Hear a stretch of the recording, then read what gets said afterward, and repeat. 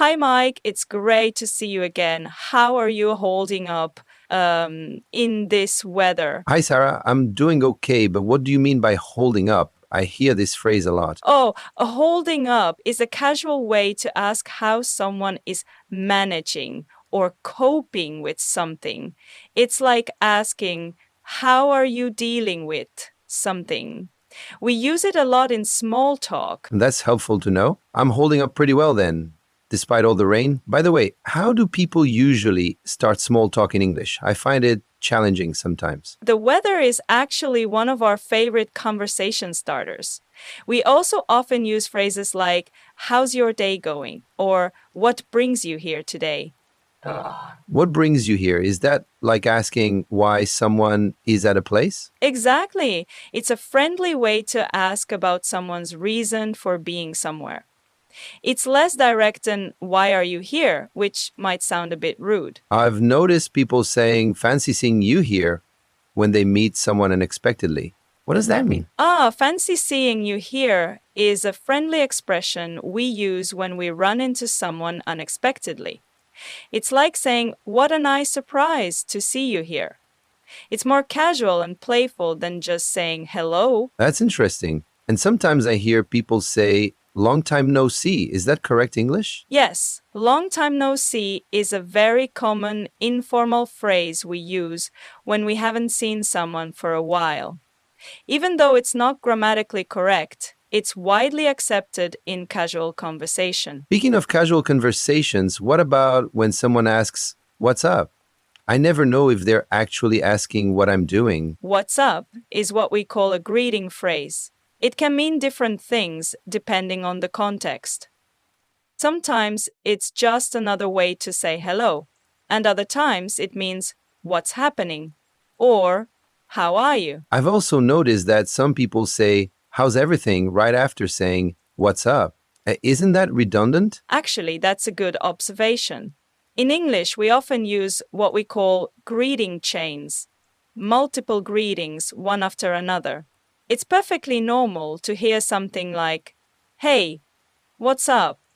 How's it going? Oh, that explains a lot.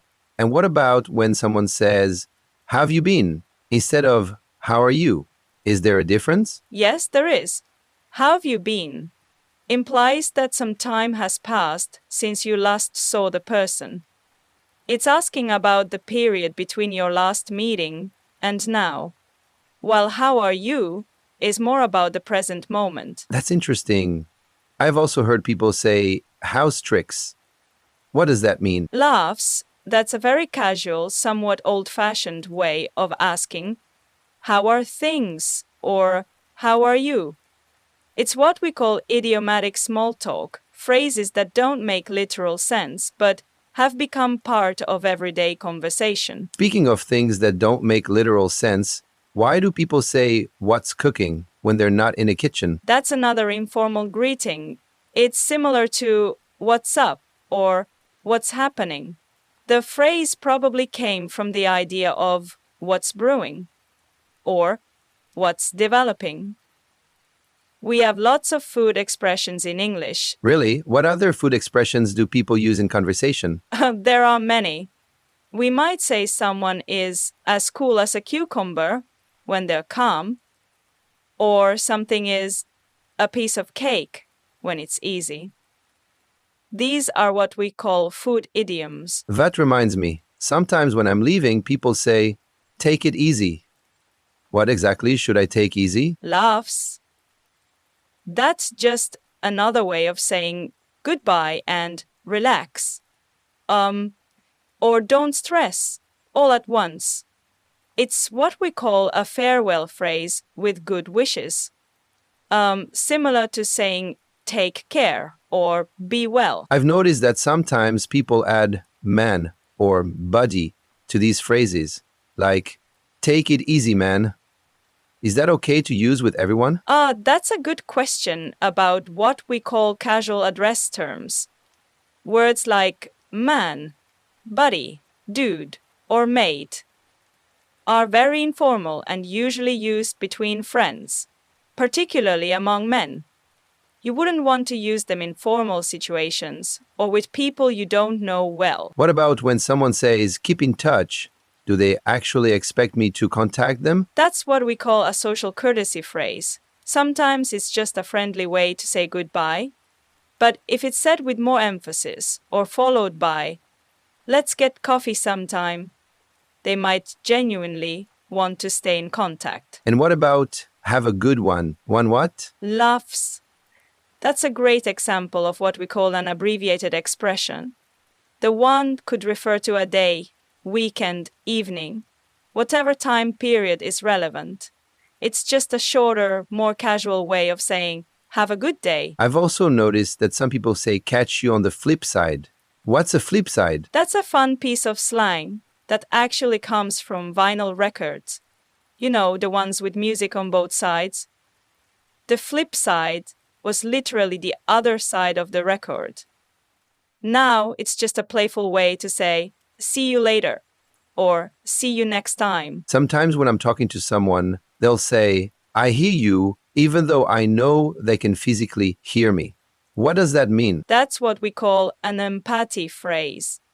When someone says, I hear you, they're saying they understand or empathize with what you're saying, not just that they can physically hear your words. It's similar to saying, I understand or I get what you mean. Oh, like when people say, I feel you? Exactly. I feel you is an even more informal version of I hear you. It's what we call emotional validation, showing someone you understand their feelings or perspective. And what about when someone says, you know what I'm saying after every sentence? That's what we call a verbal habit or conversational tag. Some people use it as a way to check if others are following their point. But often it's just a habit, like saying or like. You don't always need to respond to it. I've noticed some people start sentences with I mean, even when they haven't said anything before that. Why is that? That's what we call a discourse marker, a word or phrase that doesn't add meaning but helps structure conversation. People often use I mean to introduce an explanation or to emphasize what they're about to say, even if they haven't said anything before. Sometimes when I'm trying to join a conversation, people say jump in, but they don't mean literally jumping, right? Laughs. No, that's what we call an invitation phrase. Jump in means to join the conversation freely. It's like saying, feel free to participate or join the discussion. We use a lot of physical action words metaphorically in English. Speaking of physical actions, why do people say hang on a second when they want you to wait? That's another example of what we call a metaphorical phrase. Hang on probably comes from the idea of holding on to something while waiting. We also say, hold on, just a sec, or give me a minute.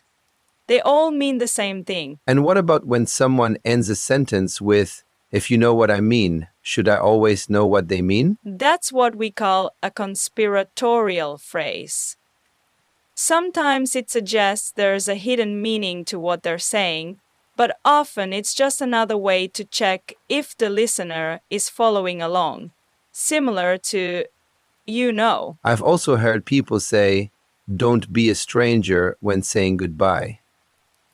When they say, don't be a stranger, they mean be a stranger. Laughs, Abdulav. That's what we call an encouragement phrase. When someone says, don't be a stranger, they're encouraging you to stay in touch or visit more often. It's a friendly way of saying, I hope to see you again soon. Oh, that makes sense. And what about when people say, let's touch base? We're not playing baseball. That's a great example of what we call business casual language. That's become common in everyday speech. Touching base means to make brief contact or check in with someone. It comes from baseball, but now it's used in all sorts of situations. I've noticed that sometimes when people agree, they say, word. What does that mean? Word is what we call urban slang. It's a casual way of saying I agree or that's true. It's similar to saying exactly or you got it. It's very informal though, so you wouldn't want to use it in professional situations. And why do people sometimes say, you got this, when you haven't got anything? That's what we call an encouragement expression. When someone says, you got this, they mean you can do it or you can handle it. It's a way of showing confidence in someone's abilities. Sometimes people end conversations by saying, I should let you go. Are they holding me somewhere? Laughs. No, that's what we call a polite exit phrase. It's a considerate way of ending a conversation by suggesting you're being mindful of the other person's time. It's less abrupt than saying, I have to go, or goodbye. And what about when someone says, it is what it is? That sounds like they're not saying anything at all. That's what we call a resignation phrase. It means accepting a situation that can't be changed. It's similar to saying, that's life, or we can't do anything about it. It's a way of acknowledging something unfortunate while showing acceptance. People sometimes say, no worries, when I apologize. But I am worried. That's what we call a reassurance phrase. When someone says, no worries, they're telling you that everything is fine and you don't need to be concerned or sorry. It's similar to saying, it's okay, or don't worry about it. And when people say, it's all good, is everything really all good? That's another reassurance phrase. It's all good is a casual way of saying, everything is fine, or there's no problem. Like no worries, it's meant to make the other person feel better or less concerned about something. I should probably get going now, but I have one last question. Why do people say, take care, instead of just goodbye? Take care is what we call a warm farewell. It's more personal than just goodbye because it expresses concern for the other person's well-being. It's like saying, stay safe and healthy, but in a shorter, more casual way. Thanks for explaining all of this, Sarah. I've learned so much today. You're welcome, Mike. Remember, the best way to learn these expressions is to practice using them in real conversations. Don't be afraid to try them out. I will. Have a good one. Did I use that right? Laugh, so. Perfect. You're getting the hang of it. Take it easy, Mike. You too, Sarah. Catch you on the flip side.